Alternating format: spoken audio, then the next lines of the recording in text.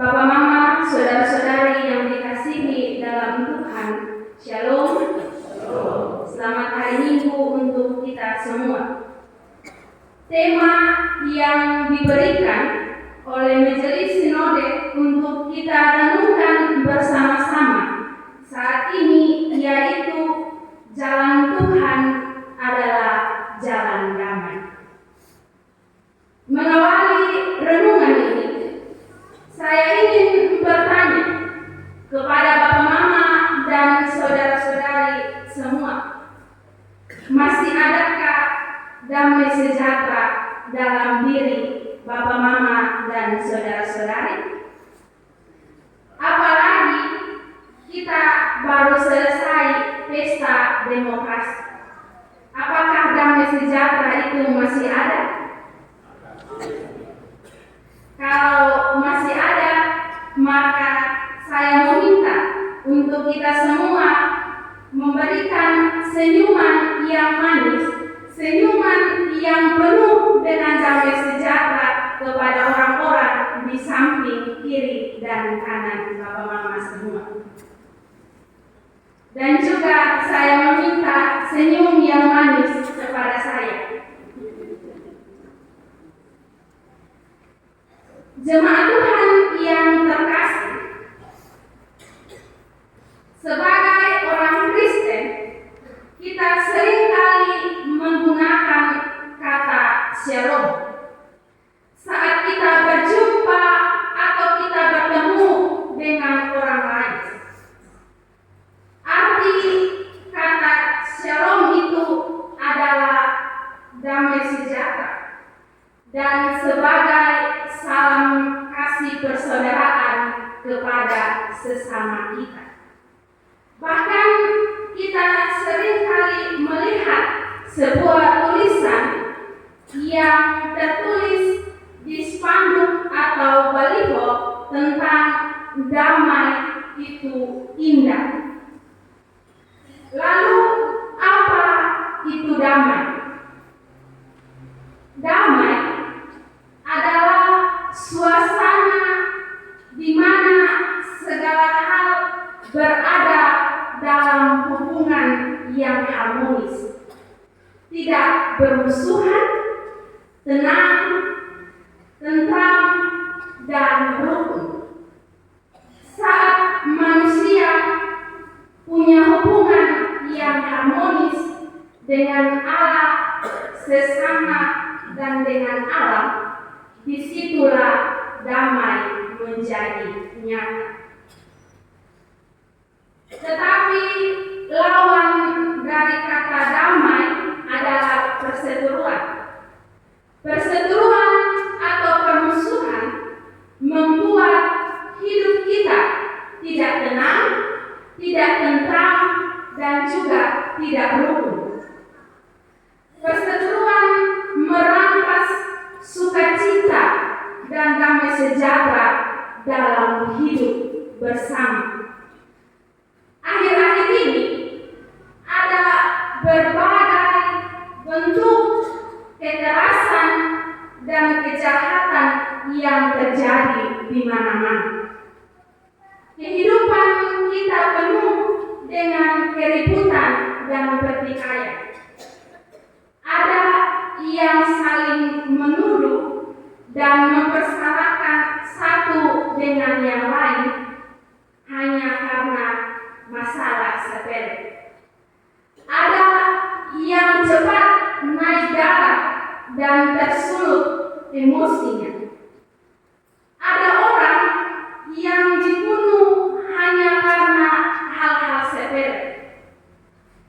Sekarang seakan-akan damai sudah jauh dari kehidupan kita manusia. Oleh karena itu, saat ini kita butuh sosok pendamai yang dapat mendamaikan kita dengan Allah, kita dengan sesama, dan juga kita dengan alam semesta. Perdamaian bukan saja urusan dengan pihak lain, tetapi juga dengan masa lalu pribadi kita. tanpa perdamaian dalam diri kita masing-masing, maka kita akan sulit untuk berdamai dengan siapapun. Sosok pendamai yang kita butuhkan sebagaimana diperkenalkan oleh Paulus dalam Efesus 2 ayat 11 sampai ayat yang ke-22. Bapak, Mama, dan saudara-saudari yang dikasihi oleh Tuhan, dalam teks ini pendamai yang diperkenalkan Paulus itu adalah Kristus. Dia Kristus adalah pendamaian kita. Dia yang mendamaikan kita dengan Allah. Ketika manusia hidup dalam dosa, misi utamanya adalah Allah hadir dalam Yesus Kristus di tengah-tengah dunia ini untuk menghadirkan damai sejahtera Allah, yakni keselamatan bagi manusia. Misi itu ditempuh Yesus lewat jalan penderitaan dan kematian di kayu salib. Paulus memakai kata oleh darah Kristus sebagai sebuah gambaran tentang harga yang sangat mahal yang Yesus lakukan untuk misi penyelamatan Allah bagi manusia. Karena itu Paulus berbicara tentang pemulihan. Pemulihan merupakan bagian dari misi Allah untuk mendamaikan manusia dan membebaskan manusia dari dosa dan kematian. Pemulihan dalam teks ini adalah memperbaiki hubungan antara orang Yahudi dan non-Yahudi, yang mana orang Yahudi dan non-Yahudi sedang terjadi perseteruan. Perseteruan yang sedang melanda persekutuan jemaat Tuhan di Efesus. Masalah yang diributkan adalah soal sunat. Siapa yang melakukan sunat memenuhi tuntutan Taurat dan pasti diselamatkan. Selain itu, orang Kristen non-Yahudi dipandang sebagai orang kafir, hina, jauh dari Allah, tidak pantas menerima keselamatan Allah.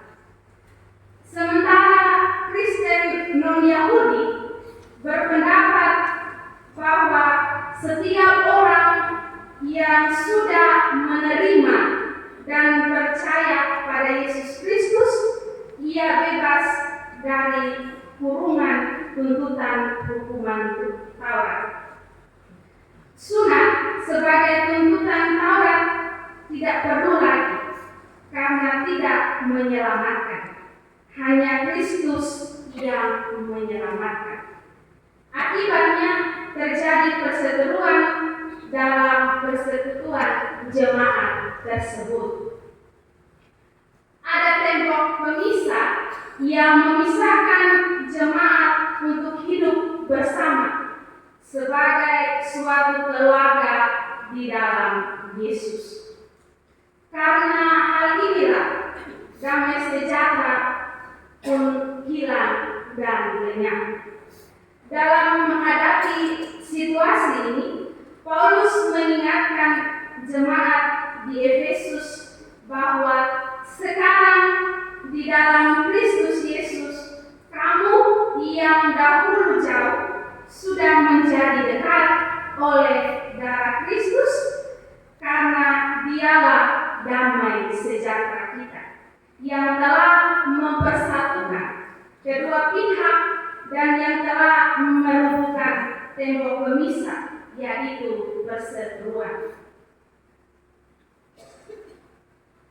Bapak, Mama, dan saudara-saudari yang terkasih dalam Tuhan, Rasul Paulus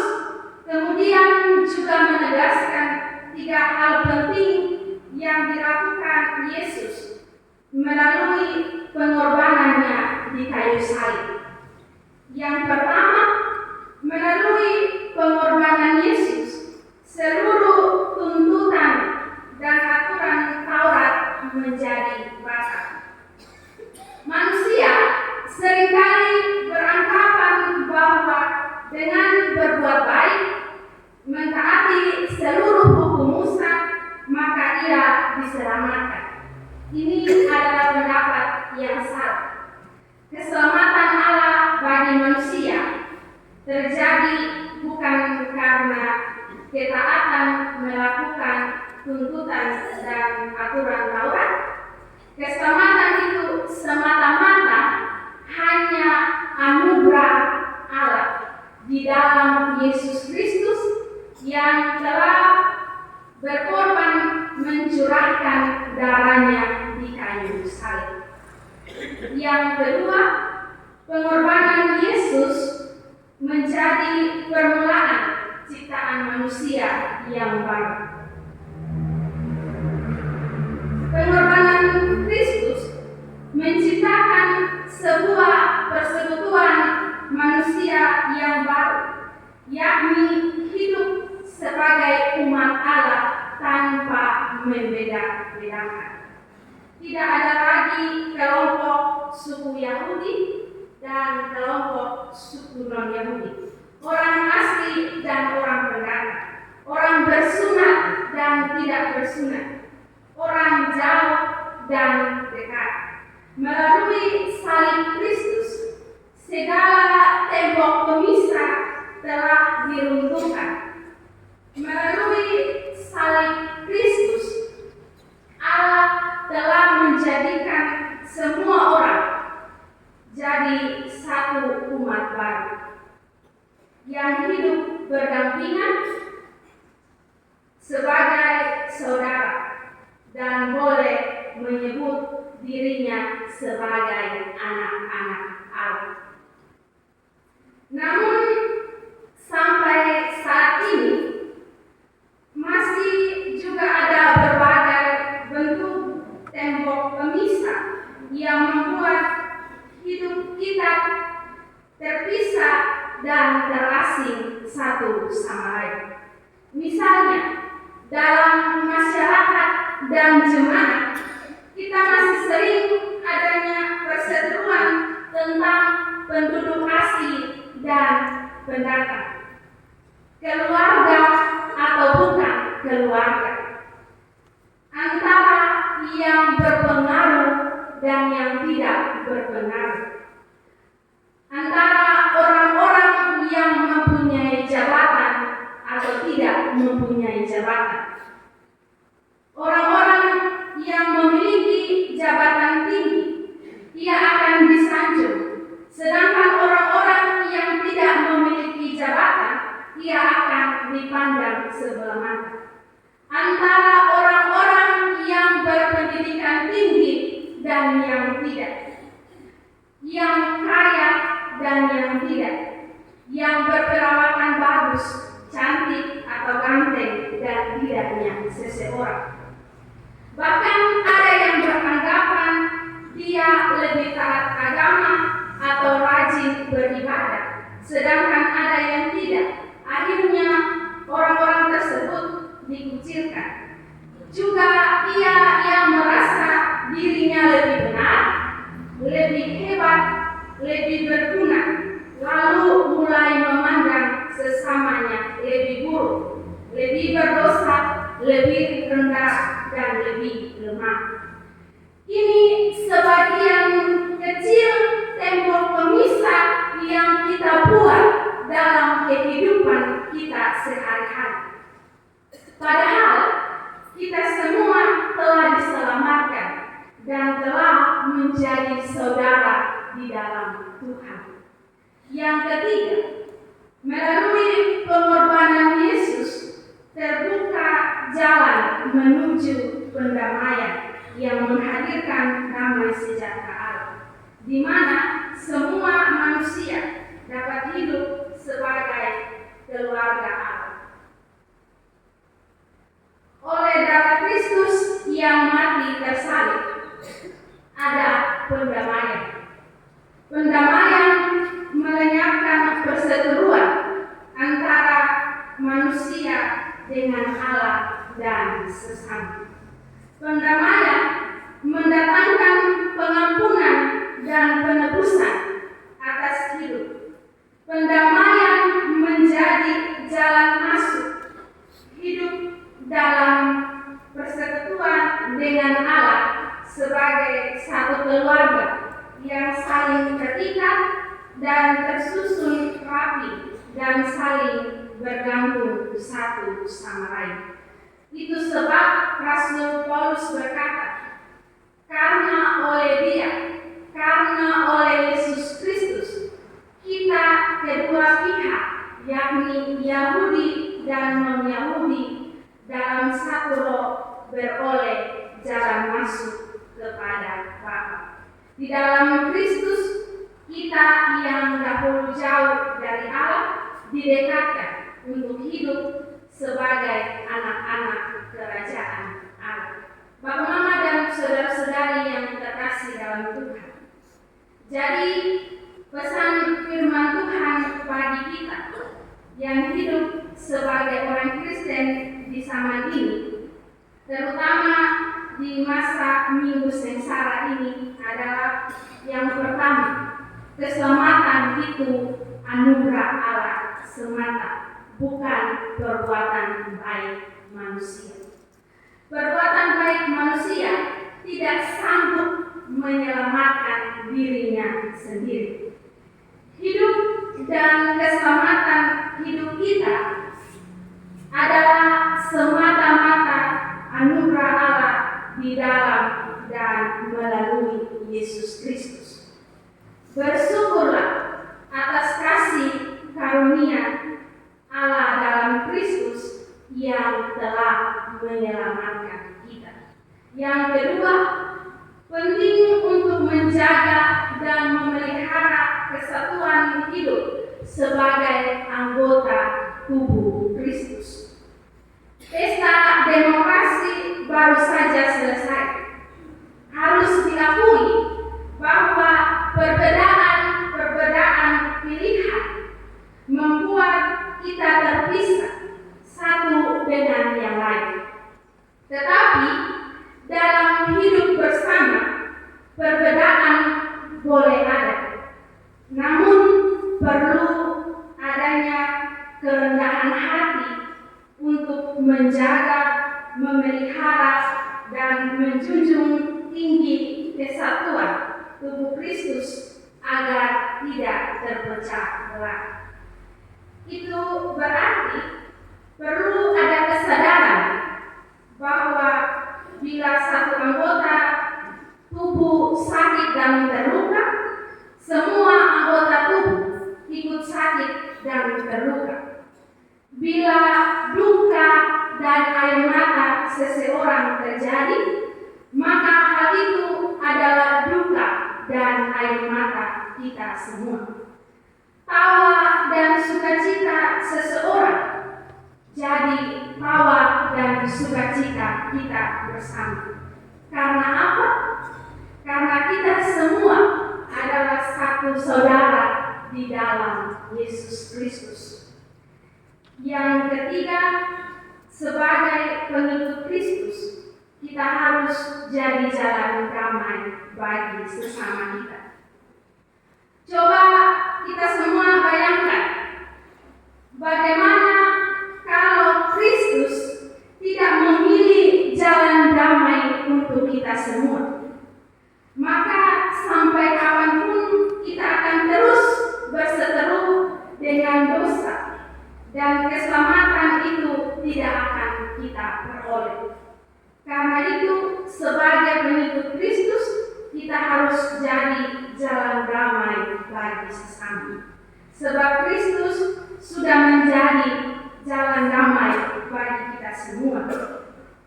Ia telah mendamaikan kita dengan Allah. Marilah kita terus berbuat baik, saling mengasihi, dan hidup dalam damai satu dengan yang lain. Tugas membawa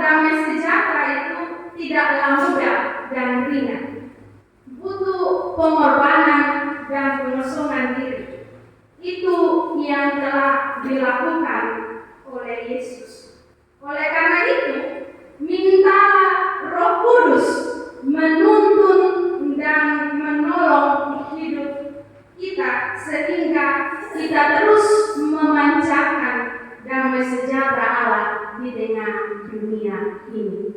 Selamat menghayati Minggu Sengsara Yesus Kristus yang kedua. Tuhan Yesus memberkati kita dengan firman. Amin.